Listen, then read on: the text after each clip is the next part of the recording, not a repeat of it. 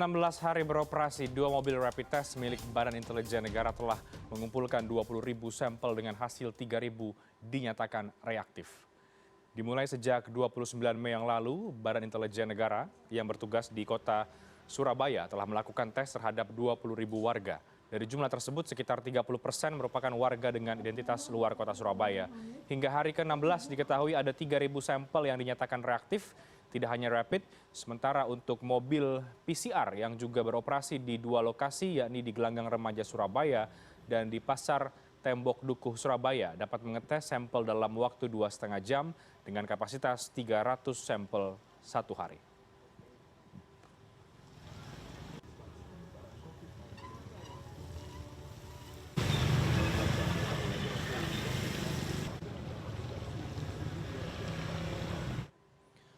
Ya, berbagai penolakan tes massal terjadi di berbagai wilayah di Indonesia, mulai dari Makassar, Bogor, hingga Kediri, Jawa Timur.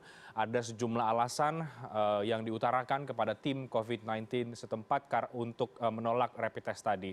Lalu apa sebenarnya yang terjadi dan apakah kurangnya sosialisasi dilakukan kepada warga atau ada pihak-pihak tertentu yang sengaja bermain di tengah penolakan tersebut? Kita akan coba bahas soal fenomena penolakan masyarakat akan rapid test ya yang terjadi beberapa hari terakhir. Untuk membahasnya kami akan berdiskusi dari luar studio ada Ibu Brian Sri Prahastuti, staf ataupun tenaga ahli utama kantor staf Presiden. Selamat malam, Ibu Brian. Selamat malam, Baik. Reinhard. Ya, dan kami juga terhubung dengan Daeng M. Fakih, Ketua Umum Ikatan Dokter Indonesia atau IDI. Selamat malam, Pak Daeng. Selamat malam. Baik, dan ada sosiolog Universitas Indonesia, Mbak Desi Indira Yasmin. Selamat malam, Mbak Desi. Selamat malam. Baik, saya akan ke Mbak Desi terlebih dahulu. Secara kemasyarakatan kita nih, ditinjau dari soal sosiologinya. Apa sebetulnya yang terjadi, Mbak Desi, fenomena penolakan-penolakan rapid test di tengah wabah COVID-19? Kok justru masyarakat ada yang menolak ya? Ini dari bacaan Anda, apa yang menyebabkan fenomena ini terjadi, Mbak? Ya, jadi kita harus memandangnya dari perspektif warga biasa ya. Jadi pandemi COVID-19 ini juga bisa menimbulkan persoalan-persoalan. Artinya yang muncul itu adalah yang pertama adalah khawatir dan takut. Belum lagi ketakutan ini atau kekhawatiran ini lebih banyak justru disebabkan oleh mungkin ketika kita teridentifikasi terinfeksi virus corona ini, maka mereka takut untuk nanti jadinya dikucilkan atau peristiwa di karantina itu berarti membuat jarak mereka dengan keluarga itu menjadi jauh. Terus kemudian juga ada persoalan-persoalan kita semua tahu nanti kalau misalnya terinfeksi selain di karantina kemudian berjarak dengan keluarga, kemudian kalau kalau nasibnya kurang baik atau peristiwa yang menyakitkan itu mungkin sampai meninggal dunia, maka itu juga tidak bisa menjalankan prosesi adat yang seperti biasanya. Jadi kekhawatiran ini justru membuat akhirnya warga ini takut untuk menghadapi kenyataan rapid test itu. Gitu. Okay. Terutama apalagi yang dikucilkannya itu ya, dianggap mempunyai suatu masalah atau suatu penyakit gitu yang bisa menularkan kepada orang lain. Itu juga. Baik, Mbak Desi, ini kan beberapa contohnya ada yang terjadi di daerah-daerah, ada juga yang kemudian di pasar, katakanlah begitu ya. Apakah kemudian faktor atau tingkatan kelas di masyarakat begitu, ini berpengaruh terhadap penolakan yang terjadi? Atau justru misalnya kalangan menengah ke atas ya sebetulnya tidak ada masalah begitu, tapi justru yang terjadi adalah di kalangan menengah atau di menengah ke bawah yang justru karena minim informasi jadi kemudian menimbulkan kegalauan, ketakutan untuk mau di rapid test atau seperti apa, Mbak Desi? Berpengaruh tidak sih soal itu? Kalau menurut saya belum tentu karena kelas, tapi lebih kepada informasi ya. Bagaimana informasi itu sampai kepada individu atau warga. Informasi yang sampai itu juga bisa mengalami distorsi kalau jaraknya terlalu jauh gitu ya. Bisa ada kesimpang siuran terhadap informasi. Ini bisa terjadi di berbagai kelas sebenarnya. Cuman kalau di Indonesia khususnya kita tahu di warga umum yang jauh dari pusat informasi yang mungkin warga yang akses terhadap informasi misalnya lewat media sosial, lewat internet itu terbatas, terus kemudian mengandalkan informasi dari tetangga atau dari teman, dari keluarga, dari lingkungan yang biasa gitu, dan kurang bisa mengecek apakah informasi ini benar, itu informasi-informasi yang sampai dari misalnya pemerintah itu bisa terdistorsi. Belum lagi memang ketika jalur informasi itu banyak distorsinya, maka pasti bisa jadi ada oknum-oknum yang memanfaatkan situasi ini, atau mereka yang salah mengerti kemudian menceritakan hal lain, kemudian akhirnya masyarakat menjadi pemahaman yang berbeda. Nah, itu yang harus diwaspadai. Oke, soal distorsi informasi nanti saya bahas dengan Ibu Brian, tapi saya akan ke Pak Daeng dulu. Pak Daeng, salah satu yang kemudian muncul penolakan ini misalnya karena faktor trust, Pak Daeng, soal kepercayaan terhadap tenaga kesehatan yang melakukan pengecekan begitu ya, atau soal informasi-informasi yang tadi dikatakan oleh Mbak Desi yang beredar di masyarakat. Seperti apa ini melihat soal banyaknya atau adanya sejumlah kalangan masyarakat yang justru menolak ketika tenaga kesehatan datang untuk melakukan rapid test, tapi justru ditolak, Pak Daeng? Ya, jadi ini sebenarnya memang fenomenanya fenomena sosial ya. Mungkin tadi Bu Desi harus memberikan banyak masukan karena aneh kalau menurut saya ini. Di awal-awal kan semua orang berbondong-bondong minta tes gitu kan untuk mengetahui. Kok sekarang banyak penolakan, ini ada apa gitu kan. Dari awal pemerintah sudah memberikan informasi ya. Justru yang saya khawatirkan adalah mungkin nanti kalau penyebabnya apa nanti Bu Desi sama Dr. Brian memberikan. Tapi kalau menurut saya ini berat bagi kita ke depan kalau masyarakat kemudian tidak patuh dan tidak taat. Karena tes ini adalah sebuah instrumen yang disiapkan, yang disyaratkan untuk new normal, dan juga disyaratkan untuk penanganan COVID ini supaya kasusnya cepat ditemukan dan cepat dilakukan penanganan. Kalau masyarakat kemudian tidak mau taat mengikuti apa yang dijalankan oleh pemerintah, ya, memang kemudian cita-cita kita segera menerapkan new normal, ya, atau penerapan new normal bisa akan terganggu karena kalau tidak dites, ya, tidak diketahui, kemudian penyebaran akan kita inilah masyarakat cobalah berkaca kepada saudara-saudara kita di luar negeri yang kemudian penanganannya bagus, kemudian penerapannya normalnya teratur, misalnya Jerman, Korea Selatan, ya, Taiwan, itu keikutsertaan partisipasi masyarakat ya untuk taat dan patuh kepada apa yang dijalankan oleh pemerintah dalam hal ini testing ya, itu ikut betul. Kalau ini tidak diikuti, tidak dipatuhi ya karena berbagai kepentingan tadi atau berbagai alasan yang disampaikan Bu Desi, ya, justru yang kita takutkan adalah penanganan menjadi kurang cepat ya, dan cita-cita kita penerapan new normal akan semakin terganggu. Kalau itu yang terjadi, maka semakin berat kita untuk melakukan aktivitas produktif ya di tengah-tengah COVID-19 ini. Oke, baik, fenomena sosial yang sangat disayangkan terjadi. Ibu Brian, Dr. Brian, tadi dari kacamatanya Mbak Desi salah satunya adalah bicara soal mungkin saja ini karena minimnya informasi atau sosialisasi sehingga ada distorsi informasi kepada masyarakat.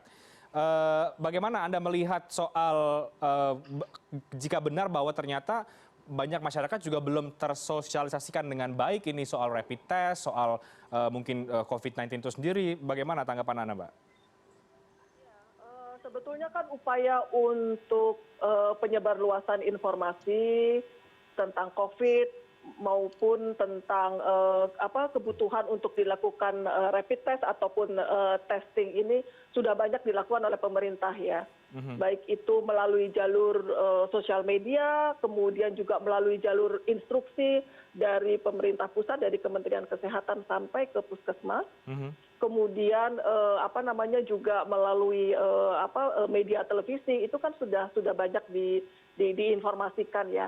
Tetapi memang tantangannya kan jumlah penduduk kita yang besar ini, kemudian bisa jadi tidak semua masyarakat juga mempunyai akses terhadap sumber-sumber informasi ini ya. Buat saya melihatnya ini menjadi sebuah tantangan bahwa sosialisasi ini masih menjadi tantangan yang harus kita lakukan dan prioritas untuk ke depannya ini, dan ini sesuai juga dengan arahan yang diberikan oleh Bapak Presiden itu, terutama dalam menghadapi new normal, itu nomor satu yang disampaikan adalah masalah sosialisasi. Dan sosialisasi ini kan tidak hanya sosialisasi tentang protokol kesehatan, tetapi juga pesan yang konsisten itu adalah kebutuhan untuk dilakukan testing secara masif, karena tujuannya jelas ya, testing masif ini kan sebagai prasyarat yang sangat kunci ya, karena berdasarkan testing ini kemudian kita bisa melakukan tindakan selanjutnya seperti isolasi, kemudian treatment ya untuk yang sakit maupun melakukan tracing, dan semua ini dilakukan untuk segera kita bisa memutus mata rantai penularan. Oke, artinya ada yang perlu dievaluasi juga dong dengan bagaimana penyampaian kepada masyarakat di segala level untuk soal rapid test tadi ini. Mungkin juga banyak yang bingung atau yang tidak tahu, atau yang tadi dikatakan oleh Mbak Desi takut kalau kemudian nanti menjadi dikucilkan lah, menjadi mungkin merasa punya penyakit dan lain sebagainya. Iya, betul. Jadi ini refleksi kita bersama. Ini sejalan juga pada saat Bapak Presiden juga mengatakan bahwa sudah waktunya kita untuk lebih melibatkan masyarakat ya, karena masyarakat dalam hal ini misalnya kelompok masyarakat yang terendah itu mulai dari desa sampai RT RW, mereka yang lebih dekat dengan warga, mungkin informasi akan menjadi lebih mudah untuk diterima oleh masyarakat jika penyampai pesannya adalah bagian dari masyarakat itu sendiri. Di satu sisi Reinhardt juga yang harus kita pahami bersama bahwa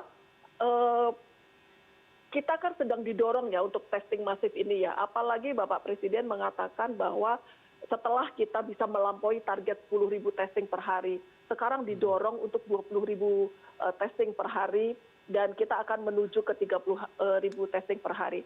Sampai saat ini seminggu ini kan kita range-nya sekitar ada di 13, 17, 15 ya, masih di sekitar kisaran itu, artinya kita masih punya masih harus didorong lagi untuk mencapai target 20.000. Nah, hal-hal seperti ini kan menjadi catatan buat kita ya, pusat maupun daerah, untuk kemudian segera mencari tahu mengapa penolakan ini terjadi, kemudian dilakukan langkah-langkah antisipasi dan sosialisasi yang lebih masif. Karena penting sekali ada penerimaan dari masyarakat, itu menjadi penting. Karena mengapa? Karena kalau masyarakat tidak tahu tujuan dari dilakukan testing ini, sekalipun misalnya kita periksa, kita lakukan testing, ini tindak lanjutnya juga akan menjadi tantangan juga. Karena seperti tadi saya sampaikan, testing ini baru langkah awal. Dari testing ini tujuannya adalah untuk isolasi, untuk tindakan treatment kuratif, dan melakukan tracing untuk menemukan kasus yang lain lagi begitu. Oke, baik. Mbak Desi, pendekatan apa yang sebaiknya dilakukan oleh pemerintah, baik di pusat maupun di daerah ya, atau gugus tugas COVID-19 di daerah-daerah, untuk bisa menjangkau kalangan-kalangan masyarakat yang umumnya agak resisten dengan rapid test yang dilakukan? Pendekatan seperti apa menurut Anda dari sudut pandang sosial misalnya? Tapi dijawabnya nanti ya, Mbak. Kita break terlebih dahulu, kami akan segera kembali sesaat lagi.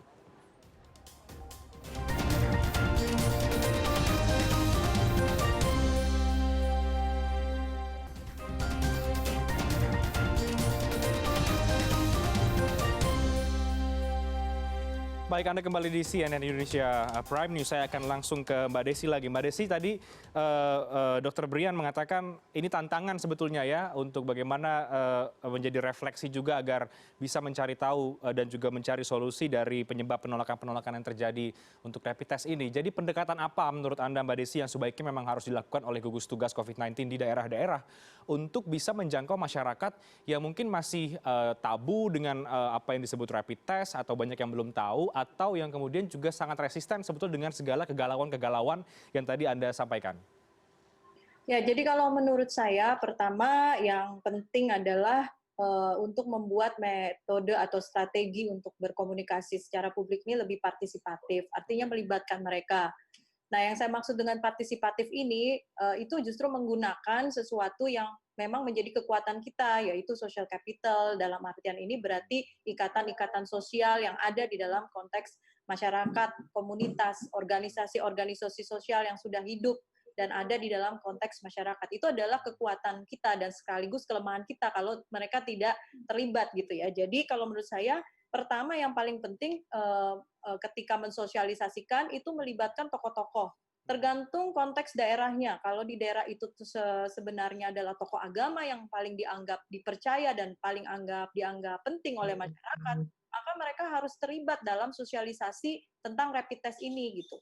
Bukan sekedar tentang COVID-19, bahaya COVID-19-nya saja ya menurut saya, tapi justru yang lebih penting tindak lanjutnya ketika harus dites. Karena dites itu kan sebenarnya memasuki ruang pribadi. Kita nggak tahu sakit apa enggak, tapi kita dites gitu. Jadi kita harus pahami itu sebagai bentuk bagaimana kita tidak menyinggung ruang-ruang pribadi warga secara umum gitu. Okay. Nah, itu melibatkan tokoh-tokoh masyarakat setempat yang sesuai dengan karakter masyarakat masing-masing. Ada yang agama, ada yang tokoh adat, ada yang tokoh RT RW, itu perlu diteliti lebih di setiap lokasi pasti ada datanya. Okay. Terus kemudian yang kedua yang lebih penting juga bentuk partisipatif ini harus bersifat ya gotong royong. Jadi tadi yang saya bilang ya, jangan-jangan masyarakat ini tidak informasi tentang rapid test ini tidak secara menyuruh diperoleh, misalnya habis tes terus kalau ketahuan ngapain, terus biayanya ditanggung siapa. Biasanya kalau warga secara umum kan panik kalau misalnya entar keluarin biaya lagi atau ada komersialisasi dalam tanda kutip.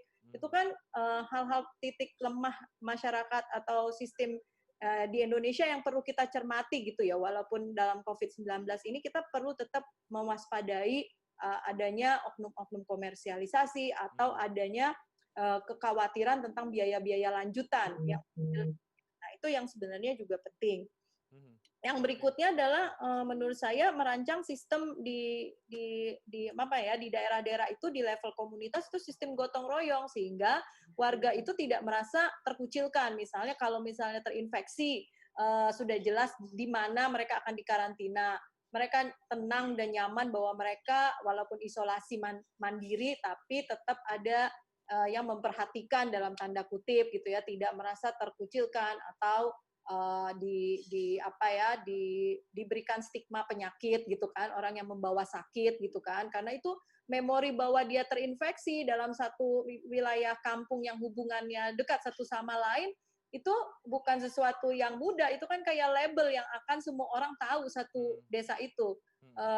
Padahal sejarah penyakit itu kadang-kadang juga menjadi rahasia pribadi kan. Nah ini tiba-tiba kalau saya terinfeksi satu kampung tahu gitu kan, satu keluarga tahu. Nah itu yang harus diperhatikan hal-hal itu. Jadi memang pemerintah saya pikir harus sensitif terhadap karakter budaya kita gitu, apalagi mereka yang masih memiliki ikatan sosial yang tinggi, terutama di desa-desa dan di pemukiman-pemukiman yang ikatan sosialnya masih kuat. Jadi itu saya pikir yang partisipatif itu yang merangkul dan mengajak mereka untuk bergotong royong untuk mengatasi ini. Jadi jadikan rapid test ini menjadi acara, bukan sekedar acara puskesmas, bukan acara pemerintah pusat, tapi acara warga setempat. Ya, baik, partisipatif dan memanfaatkan social capital di masyarakat ya. Saya ke Pak Daeng lagi. Pak Daeng, apa cerita dari teman-teman tenaga kesehatan ya, medis ataupun dokter di daerah-daerah mungkin yang kemudian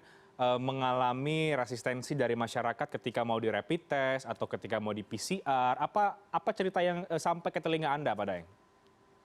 Ya, jadi memang kawan-kawan banyak yang menyayangkan ya masyarakat itu kemudian menolak, padahal sebenarnya kepentingannya itu untuk kepentingan masyarakat sendiri. Tetapi dari beberapa kasus penolakan, barangkali betul kata Dr. Brian tadi, ini untuk refleksi kita bersama, barangkali cara dan tempat pemeriksaan rapid test ini yang perlu kita atur. Mungkin kalau di tempat-tempat seperti pasar, seperti tempat-tempat yang lain itu mereka menolak itu selain yang disampaikan Ibu Desi tadi, mungkin merasa terganggu. Bagi yang pedagang merasa terganggu, dia khawatir tidak ada yang membeli. Bagi yang pembeli, dia merasa terganggu, ini kok saya mau aktivitas di pasar kok jadi terganggu. Barangkali bisa dibikin alur yang baik ke depan. Misalnya kalau di tempat-tempat seperti pasar itu yang diberlakukan adalah mungkin bukan pemeriksaan rapid test-nya, tapi deteksinya, seperti thermal deteksi, sehingga kalau kan itu sederhana, tidak membuat kawan-kawan yang beraktivitas itu menjadi bertanya-tanya begitu dan tidak merasa terganggu. Nah, itu begitu terdeteksi ada sesuatu yang perlu dilanjutkan dengan pemeriksaan, baru di refer ke tempat pemeriksaan yang terdekat.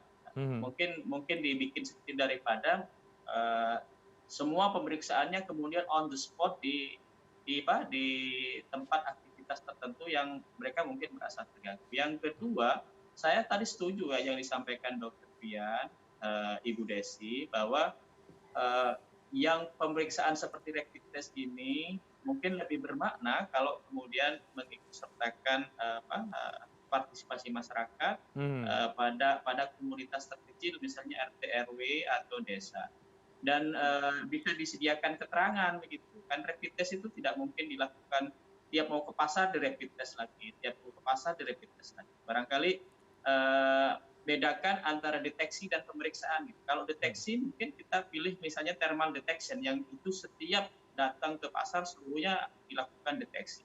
Tapi pemeriksaan rapid test mungkin tidak setiap ke pasar kemudian di rapid test terus, sehingga bisa jadi dilakukan di tempat-tempat yang sudah dipastikan tempatnya, dibantu oleh petugas kesehatan. Syukur-syukur kalau memanfaatkan partisipasi masyarakat, misalnya di tingkat masing-masing RT itu di rapid test, sehingga saudara-saudara kita yang sudah di rapid test itu punya keterangan bahwa dia sudah di rapid test, hasilnya seperti itu, tanggal berapa, itu tinggal kemudian di masing-masing tempat hanya dilakukan deteksi untuk melihat bahwa yang bersangkutan sudah pernah di rapid test dan hasilnya misalnya non reaktif.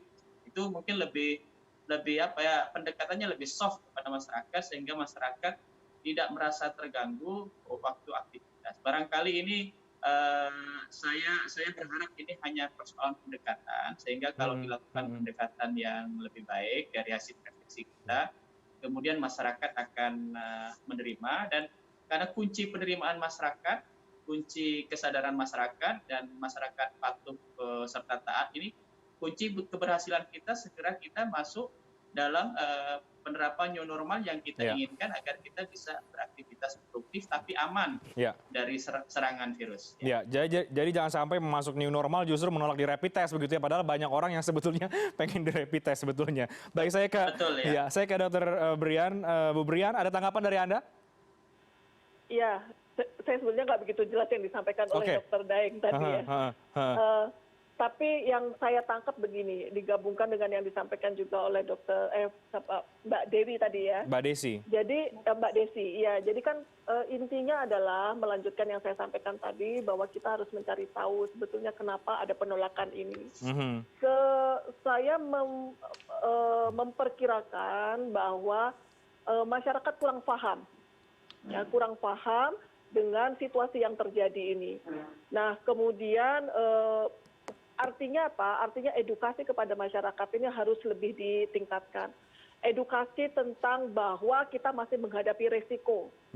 Resiko untuk tertular, resiko untuk sakit, bahkan resiko untuk meninggal bagi mereka yang resikonya sangat tinggi ya, dengan kondisi-kondisi tertentu. Nah, ini kayaknya harus digencarkan lagi untuk diinformasikan kepada masyarakat. Sehingga persepsi masyarakat terhadap resiko yang dihadapi saat ini itu jelas begitu.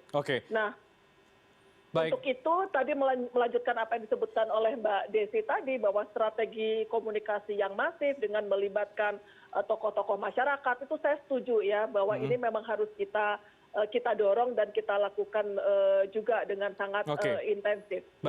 Baik, Dr. Brian, mungkin tidak kalau kemudian ada pihak-pihak yang akhirnya memanfaatkan situasi, artinya memang sengaja menyebarkan informasi-informasi yang membuat distorsi di masyarakat sehingga menolak, atau justru memanfaatkan keadaan sehingga menjadi lebih keruh gitu suasananya, sehingga banyak publik yang atau sebagian masyarakat yang akhirnya jadi terhasut untuk menolak begitu, katakanlah, seperti apa? Ya, kemungkinan seperti itu bisa saja terjadi ya. baik disengaja maupun tidak disengaja. Di satu sisi kan hoax, berita tidak benar itu juga banyak juga disebarluaskan. Ditambah lagi literasi masyarakat kita terhadap berita itu juga tidak terlalu bagus juga ya. Artinya jika ada berita tidak melakukan cross check, tidak melihat apakah berita ini benar atau tidak, itu juga terjadi. Tetapi sekali lagi ini kan kita berbicara masyarakat kita yang sangat luas ya. Mungkin situasi itu belum tentu juga terjadi di pedesaan, di sebagian besar masyarakat kita. Jadi ya kita memang harus sangat hati-hati. Bisa jadi case by case itu penyebabnya berbeda, dan ini harus betul-betul dicari tahu dengan seksama. Oke, baik. Dr. Brian, jadi target pemerintah kalau kita bicara soal rapid test ya, terlepas dari ada soal isu-isu yang case-case seperti ini penolakan begitu ya, targetnya ke depan sebetulnya berapa banyak yang diinstruksikan oleh Presiden, seperti apa mekanismenya, mungkin bisa disampaikan lagi kepada masyarakat.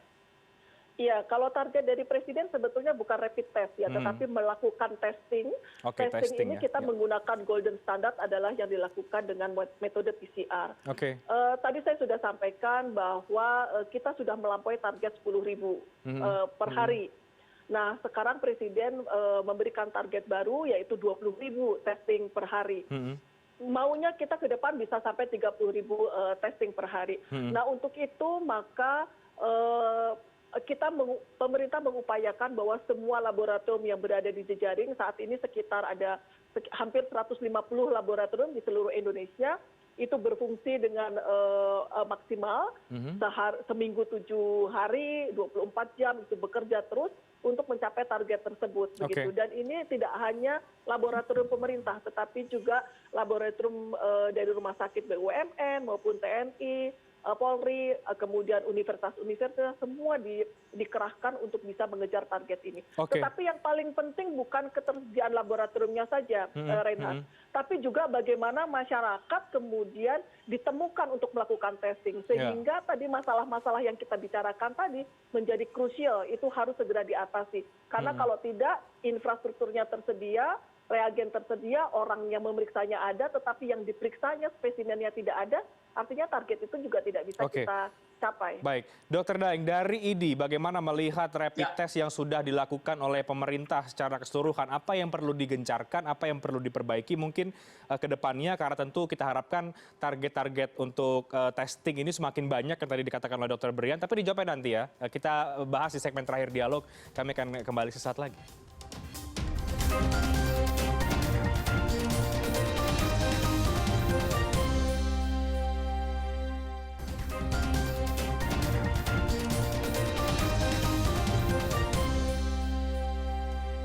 Baik, Anda masuk ke segmen terakhir dialog di Prime News. Saya langsung ke Dr. Daeng. Catatan Anda, Dr. Daeng dari IDI soal rapid test yang dilakukan, seperti apa yang perlu diperbaiki, apa yang perlu ditambahkan, atau apa yang perlu diapresiasi, silahkan. Ya, kalau masalah tesnya ini kan memang kita sudah komitmen semua ya, baik pemerintah, petugas kesehatan maupun seluruh komponen masyarakat ya, dan komitmen seperti ini bukan hanya di Indonesia, semua dunia juga berkomitmen seperti itu bahwa tes ya ini harus digencarkan. Tadi Dr. Brian sudah mengatakan dengan target yang gradual sampai 20.000 nanti 30.000, termasuk dengan rapid test. Ini rapid test meskipun bukan pemeriksaan yang definitif, tetapi membantu untuk memapping dengan screening rapid test ini. Tetapi begini, yang perlu kita pikirkan ke depan barangkali memodifikasi pelaksanaan. Misalnya penerapan new normal misalnya ya. Saya langsung masuk ke contoh penerapan new normal. Itu kan ada syarat menyediakan pelayanan, kemudian Halo Dr. Daeng. Sehingga kalau menurut saya alurnya perlu dibikin. Barangkali pemeriksaan atau tes itu tidak pada tempat-tempat yang keramaian seperti di pasar atau di mal atau di lain-lain. Mungkin di tempat aktivitas itu yang harus dilakukan, yang paling penting dilakukan adalah deteksi. Deteksi. Bagi yang terdeteksi itu misalnya dengan thermal deteksi tidak memungkinkan, dia memang dilarang untuk tidak beraktivitas. Baru kemudian refer ke tempat pemeriksaan atau testing. Jadi jangan dilakukan testing di on site atau on the spot, jangan. Sebaiknya yang di on the spot itu yang paling penting dilakukan adalah mensupervisi atau monitoring ketaatan terhadap protokol kesehatan, itu nomor satu paling penting. Yang kedua, melakukan deteksi. Yang dilakukan pemeriksaan kesehatan itu yang menurut hasil deteksi itu ia harus dilakukan pemeriksaan, sehingga mungkin alurnya penting. Setelah deteksi harus dilakukan pemeriksaan dilakukan. Kemudian dari hasil pemeriksaan apakah perlu diisolasi di rumah sakit, apa disarankan isolasi di mandiri di rumah. Kalau alur itu dibuat, barangkali mungkin itu lebih diterima oleh masyarakat karena tidak menimbulkan sedikit kepanikan atau atau sedikit ketidaknyamanan kalau pemeriksaan itu dilakukan di on the spot. Jadi saya rasa on the spot itu yang paling penting adalah supervisi dan monitoring ketaatan warga terhadap protokol kesehatan. Itu yang pertama paling penting. Yang kedua, melakukan deteksi apakah yang bersangkutan itu dicurigai sakit apa tidak. Pemeriksaan boleh di tempat lain yang tidak jauh dari tempat-tempat itu untuk untuk mengurangi rasa ketidaknyamanan atau rasa kepanikan misalnya. Mungkin itu. Ini hanya saran dari IDI ya. Iya. Nanti kita tanyakan ke Dr. Brian, tapi saya ke Mbak Desi dulu. Mbak Desi, kalau tadi itu saran dari IDI dari soal kemudian pelaksanaan tes ya ataupun testing tadi. Nah, untuk bisa meminimalisir ketakutan masyarakat ini. Di awal-awal kita dikejutkan dengan fenomena penolakan jenazah misalnya karena takut dan lain sebagainya begitu kan. Sekarang agak bergeser, penolakannya bukan jenazah lagi tapi kemudian rapid test atau testingnya yang ditolak karena mungkin faktornya sama, takut tadi. Nah, untuk mengurangi ketakutan tadi, kepanikan yang ada di masyarakat kita atau di sebagian dari masyarakat, harus seperti apa? Ya, pertama untuk mengurangi ketakutan itu harus informasi yang masuk ke mereka atau ke warga, seluruh warga itu harus informasi yang jelas dan detail, gitu ya. Jadi supaya mereka tidak takut dan perlu ada informasi yang menenangkan juga, gitu ya. Dalam artian apakah semua yang terinfeksi itu berarti penularannya tidak bisa dicegah, gitu kan? Itu kan juga bisa menimbulkan relasi sosial yang buruk di antara dia dengan tetangganya, nanti tetangganya nggak mau berkomunikasi dan lain sebagainya. Jadi itu menurut saya cara mengurangi ketakutan adalah dengan meningkatkan trust dan meningkatkan informasi yang detail kepada mereka lengkap gitu, tidak separuh-separuh atau bukan instruksional bentuknya, tapi lebih kepada menumbuhkan kesadaran bersama dan dijadikan sebagai sebuah persoalan bersama gitu yang mereka bisa atasi bersama. Jadi mereka adalah bukan subjek objek yang akan diperiksa, tapi mereka adalah sebenarnya komponen bangsa, warga yang turut berpartisipasi dalam mengurangi bahaya COVID ini. Artinya sama dengan apa yang dikatakan oleh Dr. Daeng dong ya, bahwa lebih baik tidak usah on the spot sebetulnya gitu ya, atau disediakan tempat yang memang betul-betul untuk rapid. Ya kalau kejadiannya misalnya di pasar, memang kalau tiba-tiba lagi berjualan terus digiring untuk rapid, itu kan memang kita juga harus memperhatikan etika ya. Etika bagi mereka yang dites dengan ketika informasi keluar, kita juga tetap harus mempertahankan tadi yang saya bilang, etika. Dan kemudian sosialisasi juga menurut saya harus diberikan kepada mereka yang terinfeksi, lalu apa nanti kalau terinfeksi apa yang bisa dilakukan, dan tidak semua yang terinfeksi itu berarti berakhir kematian, itu juga perlu dijelaskan dengan lebih jelas gitu ya, bahwa ini bisa sembuh. Kemudian bagi mereka yang tahu ada anggota masyarakat di sekitar yang terinfeksi juga perlu disosialisasikan bagaimana caranya memperlakukan warga, teman, tetangga yang terinfeksi, bahwa tidak perlu dikucilkan, tidak boleh justru distigmatisasi gitu ya, sehingga terjadi ketakutan. Jadi kalau dalam konteks teknisnya, kalau di pasar memang harusnya screening pertama thermal ya sebenarnya, menguji itu protokolnya, kebersihan dan lain sebagainya itu harus dijalankan.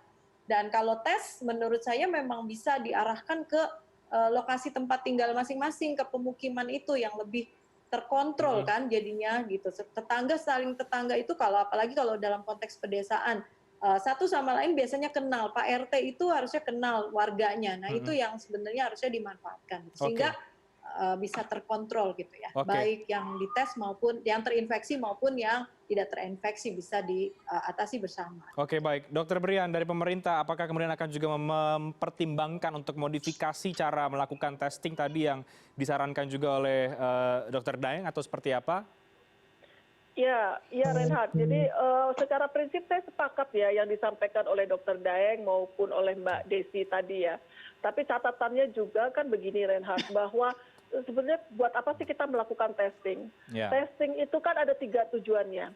Yang pertama adalah untuk melakukan tracing, kemudian untuk memutuskan seseorang itu sembuh ya, kalau dia sudah didiagnostik kemudian dia sembuh, maka akan dilakukan testing. Dan juga yang terutama adalah untuk case finding. Nah, pada saat untuk case finding menemukan kasus ini, pendekatannya bisa berbagai macam. Tadi yang disampaikan adalah untuk misalnya kita lakukan di spot-spot tertentu, misalnya di pasar atau di tempat-tempat kerumunan. Ini adalah dalam upaya untuk menemukan kasus di area, di tempat-tempat yang potensial terjadi penularan. Jadi potensial penularannya itu tinggi. Atau bisa juga dilakukan kepada kelompok-kelompok orang yang kemungkinan tertularnya juga tinggi, misalnya tenaga kesehatan dan seterusnya. Jadi menurut saya semua itu dikembalikan lagi tujuannya itu apa gitu. Tapi kembali lagi apa yang disampaikan oleh Dr. Daeng maupun oleh Mbak Desi tadi, secara prinsip saya sepakat ya, itu memang kita harus lihat lagi. Dan apapun itu, baik itu untuk tujuan tracing, case finding ataupun untuk kesembuhan, tampaknya memang pengkondisian masyarakat itu menjadi tahap yang penting juga ya. Di mana pengkondisian ini termasuk di dalamnya adalah edukasi, tadi yang disampaikan oleh Mbak Desi tadi kan, menyampaikan informasi yang jelas, tujuannya apa dan segala macam itu. Kemudian yang lain juga mungkin yang bisa dipertimbangkan adalah role model ya. Bisa saja kan ini dimulai dengan para pejabat, mulai dari di pemerintahan di level yang paling rendah, dengan sukarela melakukan testing itu, sehingga masyarakat melihat, oh ternyata pemimpin saya melakukan itu dan itu aman-aman saja begitu. Itu juga upaya untuk meminimalisir stigma tadi. Oke, menjadi contoh ya. Oke. Betul. Sebagai penutup, Dr. Daeng dari Ikatan Dokter Indonesia mungkin bisa kembali mengingatkan kita kepada masyarakat secara keseluruhan bahwa pentingnya jika kemudian didatangi ataupun kita untuk secara sadar untuk melakukan testing itu untuk apa dan agar tidak dihindari atau bahkan sampai ditolak begitu. Silakan sampaikan, Dr. Daeng. Ya, saya sering menyampaikan ini. Jadi masalah testing, masalah protokol kesehatan itu kebutuhannya sebenarnya untuk masyarakat. Sekali lagi ini bukan untuk pemerintah, bukan untuk negara, untuk kita semua. Ya, agar kita bisa beraktivitas dengan baik, produktif, dan kita tercegah dari penularan. Jadi ini yang masyarakat harus betul-betul tahu, sehingga masyarakat kemudian kalau ini betul-betul tahu dengan edukasi yang baik, itu kemudian ini menjadi kebutuhan bagi masyarakat, bukan seperti paksaan atau dikondisikan. Enggak, ini kebutuhan masyarakat karena ini kalau ini dijalankan dengan baik, maka kehidupan kita sebagai masyarakat akan juga bisa berjalan dengan baik tanpa tertular oleh COVID. Oke. Mungkin itu. Baik. Ya. Mudah-mudahan diskusi kita, dialog kita malam hari ini bisa memberikan dampak ke masyarakat agar kemudian tidak lagi takut dan teredukasi dengan baik soal testing ini, sehingga target-target pemerintah untuk bisa menekan penyebaran COVID-19 bisa tercapai dan ada pelibatan masyarakat yang partisipatif tadi yang dikatakan oleh Mbak Desi. Terima kasih banyak Mbak Desi Indira Yasmin, Pak Daeng M. Fakih, terima kasih banyak, dan Ibu Brian Sri Prastuti, terima kasih banyak sudah bergabung bersama dengan kami dalam dialog pada malam hari ini. Kita ke informasi yang lainnya. Sejak pemberlakuan kebijakan lockdown di Bolivia, seorang guru seni bernama Jorge Villarroel mengajar kelas virtual dengan mengenakan kostum superhero agar membantu mengusir kebosanan para siswanya. Kami akan segera kembali sesaat lagi.